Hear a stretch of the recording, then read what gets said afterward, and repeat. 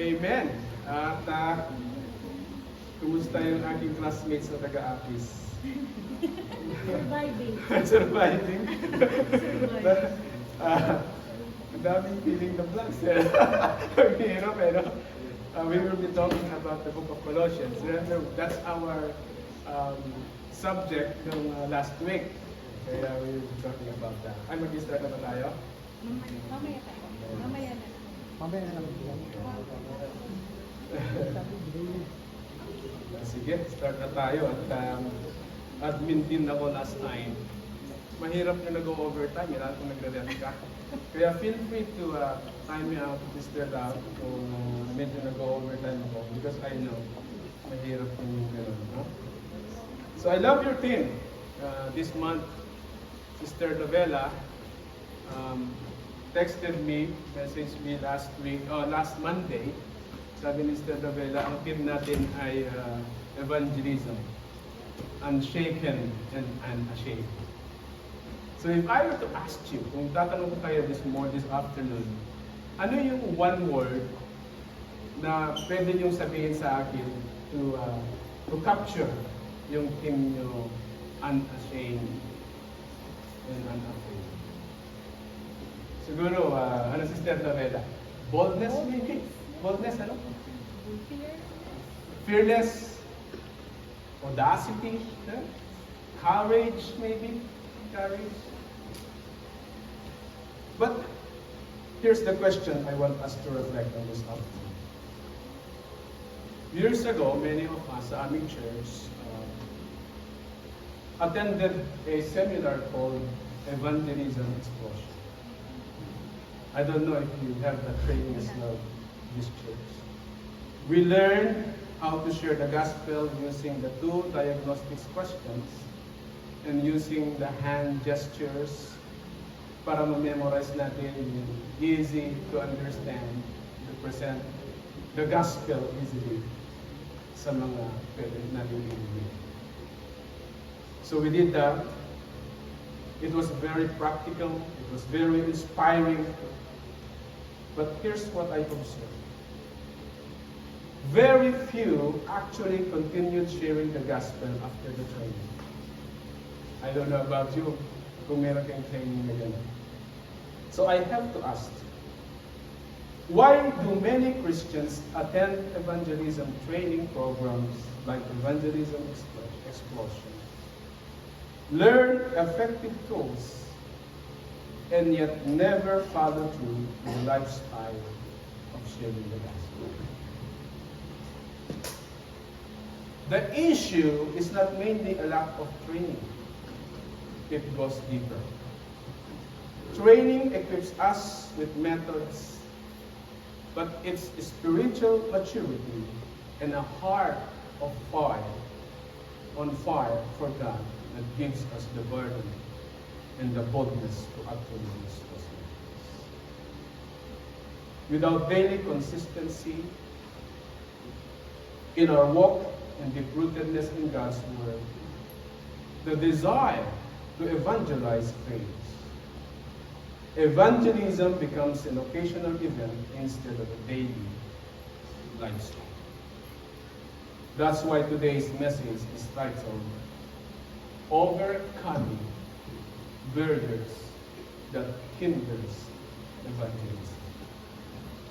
We'll see how spiritual maturity is directly tied to effective evangelism. So second time ko lang ito nag-speak sa inyo, siguro hindi niyo pa ako gaano kilala. So I incorporated the story of my families in my sermon para unti-unti niyo ako makilala. And para magkakilala kayo yung bawat isa. So let me begin with this story. A personal one about my daughter sa aming family. My wife and I were married in February 1997. Alam ko parang bata pa itsura namin, pero matanda kami. In June of the same year, madali pa noon we immigrated here in Canada.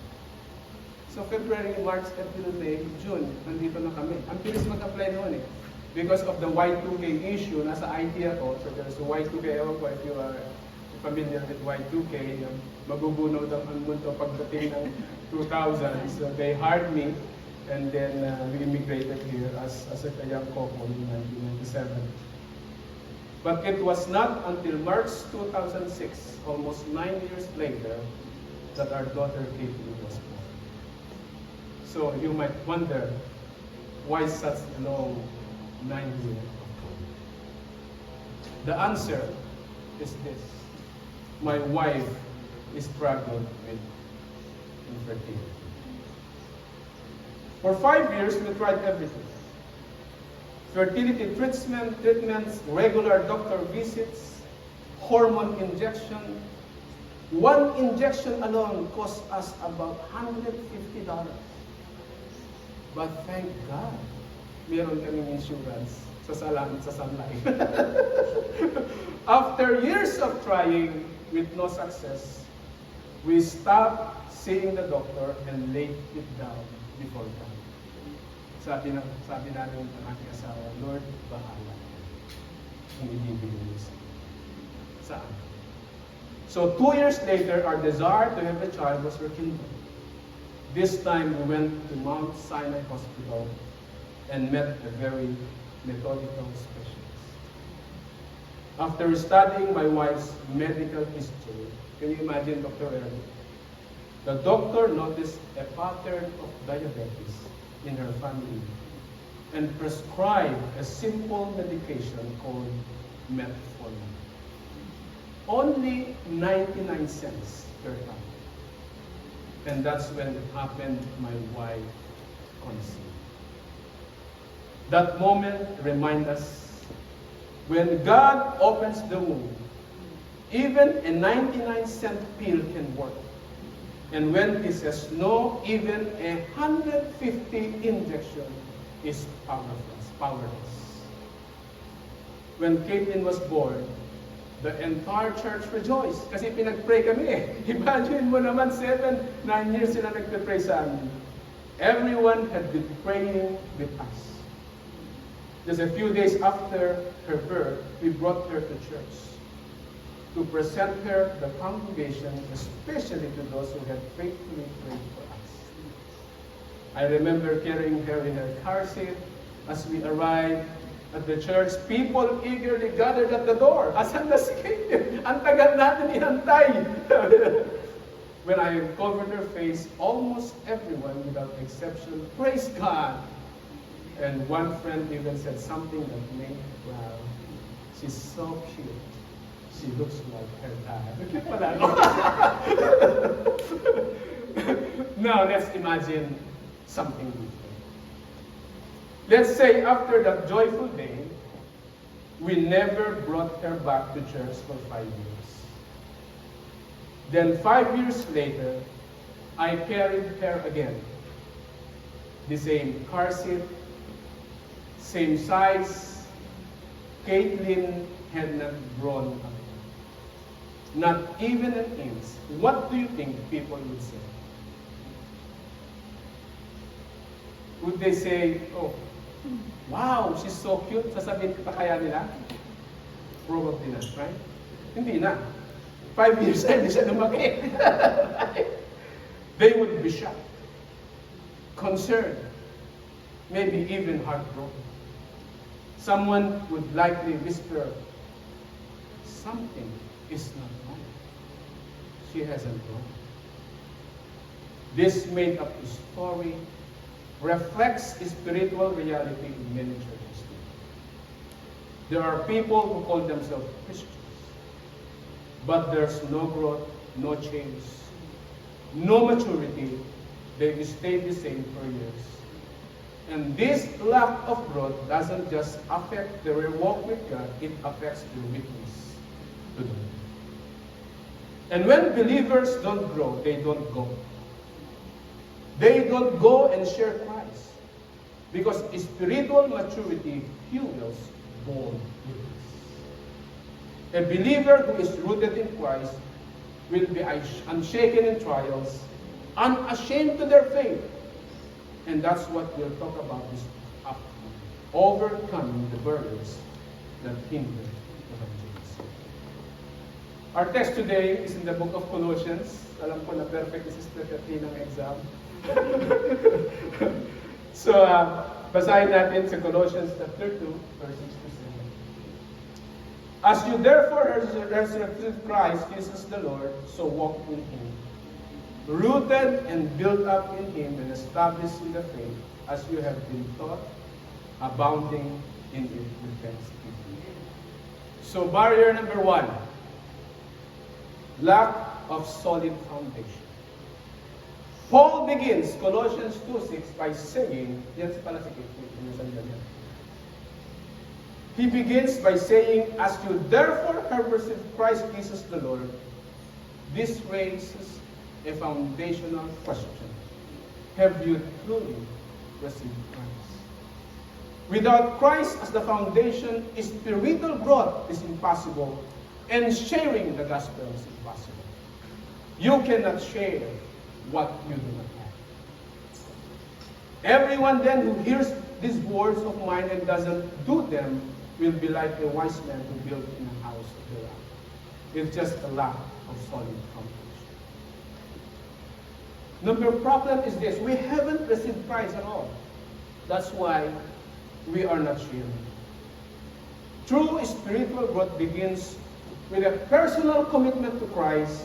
Receiving Christ is not just about knowing about Him, it's trusting Him. And number 2 problem is actually a false assurance. Paul says, examine yourselves in 2 Corinthians 13:5. Examine yourself to see whether you are in the faith. Test yourself. I grew up in a church where we are told to write the date of your spiritual birth on your Bible. Ewan ko sa inyo kung lumaki kayo sa ganun. So, lumaki ako sa ganun. While well-meaning, this sometimes gave a people a false sense of assurance, a false sense of security. Someone will say, look, my name and the date are written in my life. I am saved. Yet, the person sharing the gospel could not know what was truly in their heart. This created a dangerous assumption. Paul's exhortations to examine yourself is a vital Christians today. How can we know if we are truly saved? Let me introduce to you 2 key principles to evolve. The principle is this. First principle is the principle of impact. Have you ever seen the Cybertruck? Cybertruck, the Tesla. One day, 2 days ago, we were traveling and I saw the Cybertruck. I was mesmerized with the beauty and the uniqueness of this Cybertruck. Nakatingin ako sa Cybertruck. And then suddenly, six-wheeler truck hits me. Can you imagine? Six-wheeler truck hit me as I was walking. Huge six-wheeler truck crashed into me so badly and hit me so hard. What would you say? Brother, sinungaling ka. Imposible yan. Six-wheeler truck. Binangga ka. Six-wheeler, binangga ka. Siguro, pagkatotoong binangga ko, sigurado, naka-crutches na ako ngayon. Dugo-dugo na ako ngayon. Siguro, baka patay na nga ako eh. Pero you imagine? Baka patay na ako ngayon. Siguro, sinungaling ko, that's impossible. You can't look the same today if that's true. You will be coming on stage at most crutches, if not wheelchair at worst. I would not even be alive, maybe. I will have the scars and bruises. I will be bleeding everywhere. I will be a mess because it is impossible that something so big, and powerful as six-wheeler truck can encounter my life and I remain the same. It is impossible. It is the same way. Encountering Jesus Christ, that all-powerful Savior, will leave indelible marks of change on your life. It is impossible for someone to truly receive Christ and remain unchanged. Paul reminds us in 2 Corinthians 13:5 to examine our lives for evidence of transformation. When Jesus enters your life, things like your habits, your character, and your priorities will reflect God's blessings. If Jesus is in you, your life will be changed as a principle of life. Second proof of test is the proof of obedience. In Matthew 7:21-22 say, I would like to read this verse because I believe this is probably the most scariest verse in the Bible. It says, not everyone who says to me, Lord, Lord, shall enter the kingdom of heaven, but he who does the will of my Father in heaven. Many will say to me in that day, Lord, Lord, have we not prophesied in your name, cast out demons in your name, and done many wonders in your name? And then I will declare to them, I never knew you. Depart from me, you who practice lawlessness. Nakakatakot, no? Imagine mo, kumakanta ka sa choir, nag-lead ka, tapos sasabihin ng Panginoon sa iyo, I never knew you. Depart from me, you doers of lawlessness or iniquity in other places. People often point to things like saying the sinner's prayer, baptism, church attendance as a proof of salvation. While these may be good practices, they are not the gold standard. Jesus makes it clear the mark of a true faith is doing the will of the Father in short obedience. The flip side is also true. Those who claim to know Christ but do not obey Him prove that they do not belong to Him. Obedience, not just religious activities, is the evidence of a genuine salvation. In fact, Titus 1:16 says, they profess to know God, but they deny Him by their works. They are detestable, disobedient, unfit for any good work. And in 1 John 2:4 says, whoever says, I know Him, but doesn't keep His commandments is a liar, and the truth is not. I just would like to make clarification in this. Obedience is not about earning salvation, but it is the evidence of salvation. A true Christian will not live a perfect life, but will show progress, sinningless, and obeying.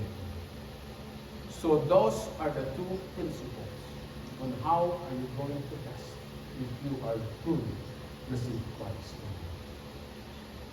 John Wesley, one of the founders of the Methodist movement, grew up in a very religious family and even became a pastor. Can you imagine? Naging pastor na siya. However, he later admitted that his faith was hollow. It was not until he attended a Bible study at Aldersgate in 1738 where he heard Martin Luther's commentary on the book of Romans that he experienced true salvation. Wesley described the moment of his heart being strangely warm. From that day forward, his life was transformed and he became a powerful instrument for God. I would like to share with you a personal story, testimony of mine, para sasabi ko sa inyo para makilala ko yung faith. Ako ng faith. In May of 1984, during my first year of high school, I was invited to attend the gospel hour, like this hour. At the end of the service, there was an altar call, asking if anyone wanted to receive Christ. As the invitation was being announced, someone behind me gently nudged me and said, would you like to raise your hand, brother? As an obedient and shy boy from the barrio, I raised my hand. They introduced the gospel to me and said, "Mark this day, it's your spiritual birthday." I was not sure if my decision was genuine, but I went along. Looking back, my life didn't show evidence of spiritual growth.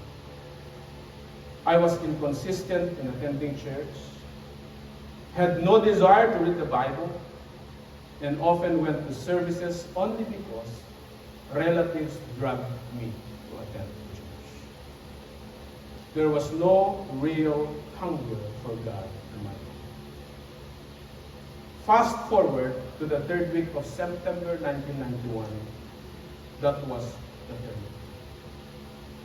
I surrendered myself completely to the Lord. And just a few weeks later, on October 1st of 1991, I followed Him in whatever place.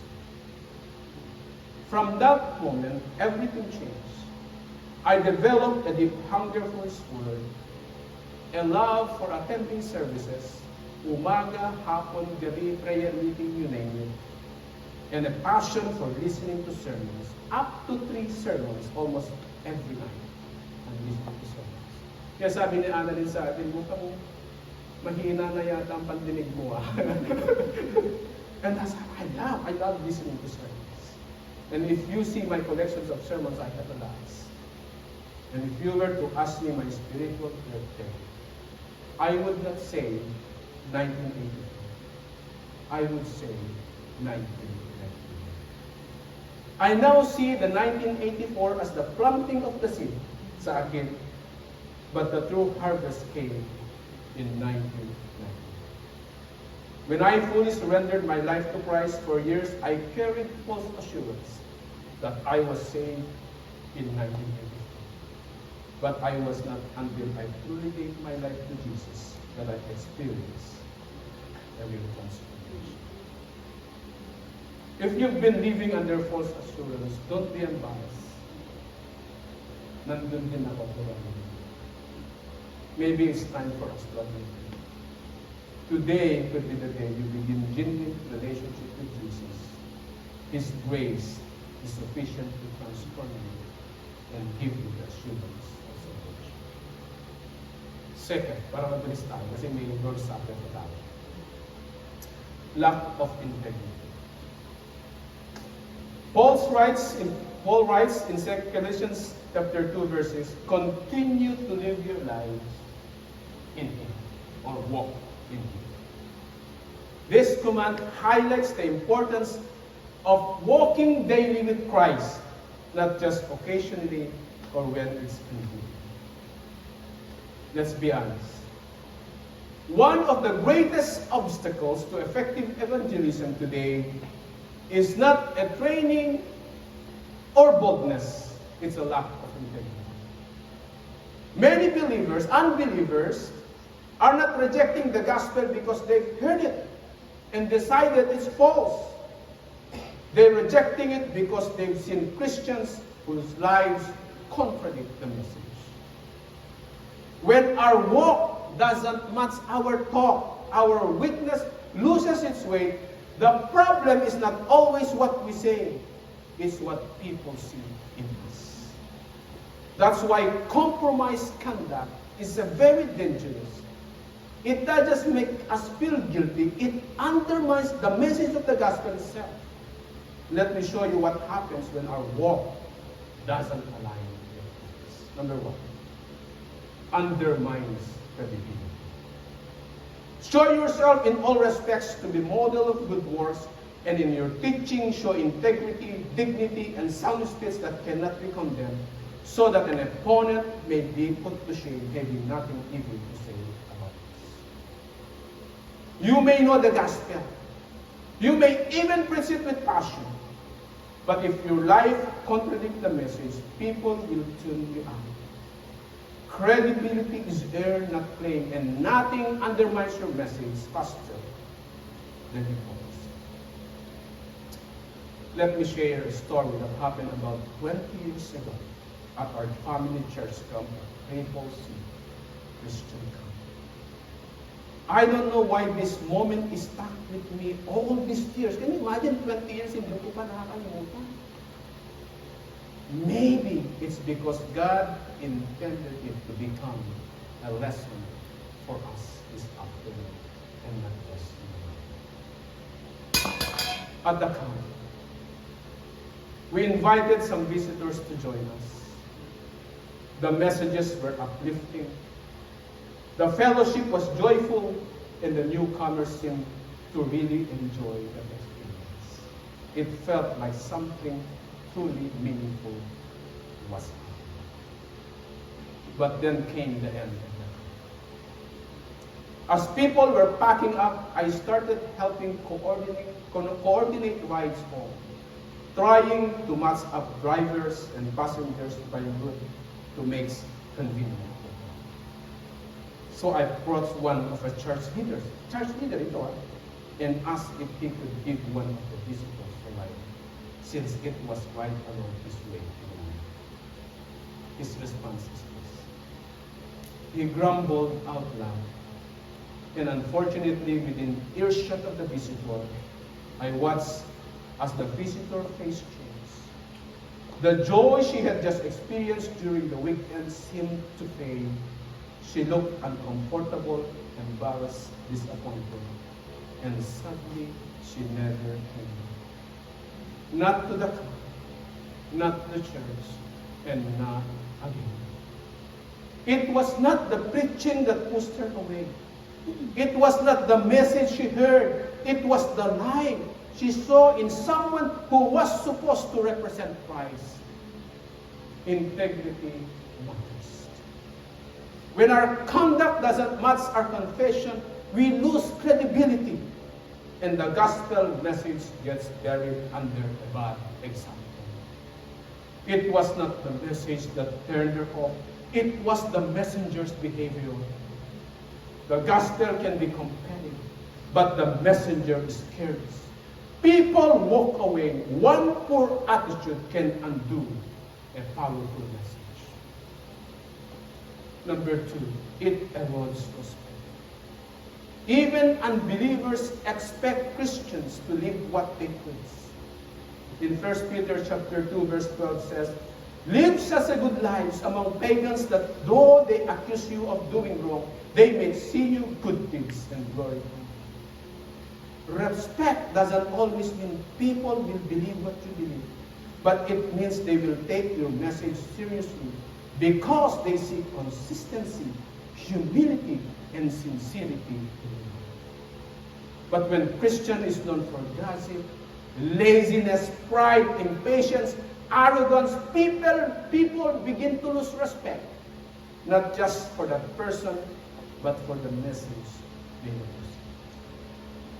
People might say, if that's what a Christian's like, I don't want to be one. He talks about God, but he's rude to others. She quotes a scripture, but she never apologizes. When we lose respect, your words lose power. People stop leaning in and start backing away. Respect is earned through character, not claimed by a position or title. That's why Paul told Timothy in 1 Timothy 3:7 that church leader, and may applicable to us too, that we must have a good reputation with outsiders. Because without respect, your witness becomes just a noise. Number 3 is a lack of consistency. Consistency is one of the most powerful tools in evangelism. People don't just watch what you say, they watch how you live over time. One moment of sincerity doesn't carry much weight if it's followed by a week of compromise. Inconsistency sends the message that Jesus makes no real difference and undermines the gospel. It's just like living two lives. You look like angel on Sunday, but idle on Monday. You speak with joy on Sunday, but gossip on Monday. You quote scripture online, but lose your temper in traffic at home. You say Jesus satisfied, but chase the word just like everyone else. This inconsistency creates confusion in the minds of those watching. Do they really believe what they say? They might say, if Christ is enough, why do they live like this? Only let your manner of life be worthy of the gospel of Christ, said Paul. That word manner of life literally means citizenship. How you live should match the kingdom you represent. When we are inconsistent, we are not rejected for our beliefs. We are ignored because our life doesn't back them up. Number 4 is break trust. In 2 Corinthians 6:3 says, we put no obstacles in anyone's way so that no fault will be found with our ministry. Once you lose trust, it's hard to win someone to trust. Broken doors stops the door shut. Trust is the bridge over which the gospel travels. And when our behavior, even small things, betrays the trust, that bridge collapses.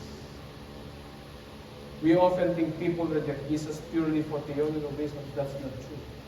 But in reality, many reject him because of relational disappointment and distress. You can spend years of building trust and ruin it in one careless moment. Evangelism is not just about what you do. It's about how trustworthy you are. So guard your testimony. Could it not have been resolved in love, in prayer, and humility? Did it really need to go to court? As Paul wrote in 1 Corinthians 6:1-7, if any of you has a dispute with another, do you dare take it before the ungodly for judgment instead of before the Lord's people? Is it possible that there is nobody among you wise enough to judge a dispute between believers?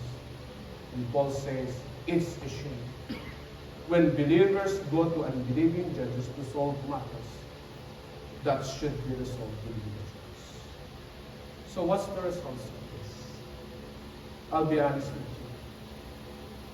When I scroll through Facebook and see this person preaching or someone from the situation sharing scripture, I feel hesitant. There's a disconnect. The message may be biblical, but the witness feels broken because trust was broken. And when trust is broken, even truth loses its voice. That's what lack of integrity does. It breaks trust. And when trust is gone, the gospel sounds wrong. Even when the words are right, people stop listening. Not because they've rejected Christ, but because they've seen too much contradiction in our life. Those who claim to follow him contradicts the message and let us believe. And that's why the message is not effective. And that hinders evangelism. Number 3, and maglalas na ako dito, lack of depth or depth. Sabi sa verse 7, rooted and built up and established in spirit.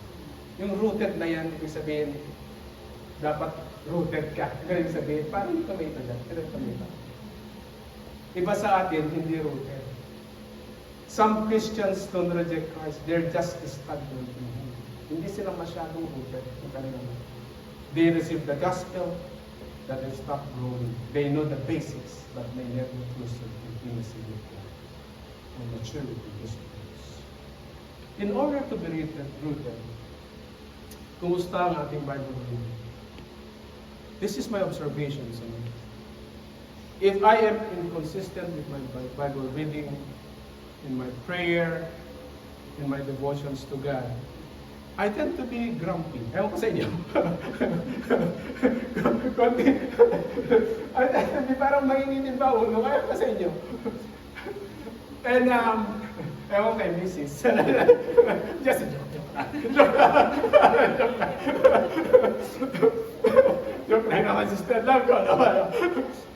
You know, in order for us to be rooted in Christ, we have to establish a habit of reading the Bible. It is His love letter. Alam mo, aking asawa, she was in Hong Kong, and nasa Pilipinas ako, parati kami nagkakaroon ng voice tape niya. Alam mo, ilang beses ko pa ulit-ulit, replay ng voice tape. 2 bag yata yung voice tape. Same thing with us.